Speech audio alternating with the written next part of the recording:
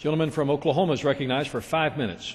Thank you, Mr. Speaker, and I thank my friend for yielding. I have the privilege, as Mr. Woodall mentioned, of serving with him on the Budget Committee and serving with him on the Rules Committee and being a fellow member of the Republican Study Committee with him. And I want to thank him for all he's done, quite frankly, to fashion both the Ryan budget and the RSC budget and to bring us such an excellent rule today. Writing a budget, in the end, is always about making choices. And fortunately, this rule provides this House with multiple choices, a variety of options, and a great deal of time for debate. We're going to have an opportunity to debate the budget offered by my friends in the Black Caucus. We're going to have an opportunity to debate the Progressive Caucus's budget, the Republican Study Committee's budget, what we think will be the Senate budget, or at least as close to it as we can determine at this time. Obviously, our friends on the other side will present their substitute budget, and we'll have the underlying budget, the so-called Ryan budget, or the Republican budget. So I think that's a lot of choices that this body is going to have to work through in the next couple of days. I'm proud this rule allows that degree of choice and facilitates debate. Personally, I support both the Republican Study Committee budget and, should it fail or fail to achieve a majority, the underlying Ryan budget. Both of them make tough choices. First and foremost to me, they both come into balance. Now, our Republican Study Committee budget, which my friend Mr. Woodall had more to do with any other member than crafting, is a little tougher, comes in a little faster. I actually think that's a good thing, but the Ryan budget also comes into balance within 10 years. That's important not just for the sake of bookkeeping. It's important because we all know that private sector growth depends on the confidence that taxes aren't going to continually go up and that the public sector will remain in check. I think by giving that kind of assurance, both of those budgets facilitate what I know all of us want, and that is the creation of more and better jobs for the American people.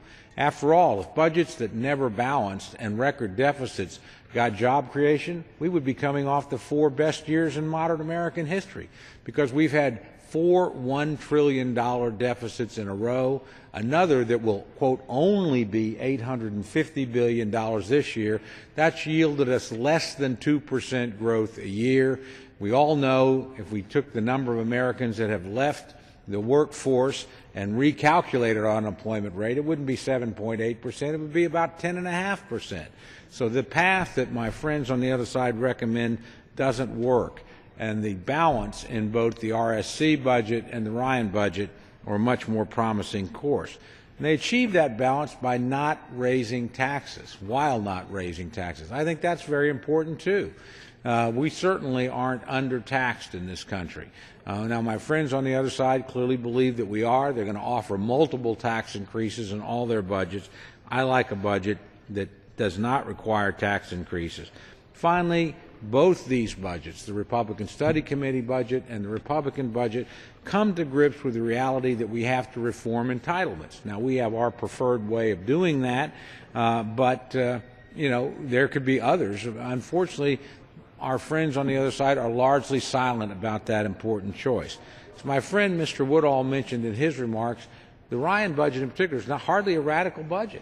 I mean, it's going to increase spending every single year over a 10-year window by about 3.5%. The main Democratic alternative is at about 5%. Can't we live at 3.5% and have a balanced budget in 10 years as opposed to go to 5% with higher taxes and not balance the budget within that 10-year window? Now, again, I'm proud of my Democratic colleagues for joining in the debate. I appreciate the fact that they're going to put multiple budgets on the floor. I wish the President's budget were available. I'm going to assume that someday it will be. It should have been here months ago, quite frankly. But sooner or later, he'll get in the debate. In my view, all the Democratic budgets are unacceptable for 3 very simple reasons. Each and every one of them call for much bigger government, much bigger than we've had historically. All of them call for higher taxes. And frankly, most of them never, ever, ever balance at all. Not in 10 years, not in 20, not in 30. So effectively, our friends are offering more expensive government, bigger government, and eternal and ever-expanding debt. I don't think that's a choice that the American people want to make. I want to urge the support of this genuinely excellent rule that provides every member of this House an opportunity to participate in this important debate. I want to urge the passage of the Republican Study Committee budget, and failing that, the underlying Ryan or Republican budget. With that, I yield back the balance of my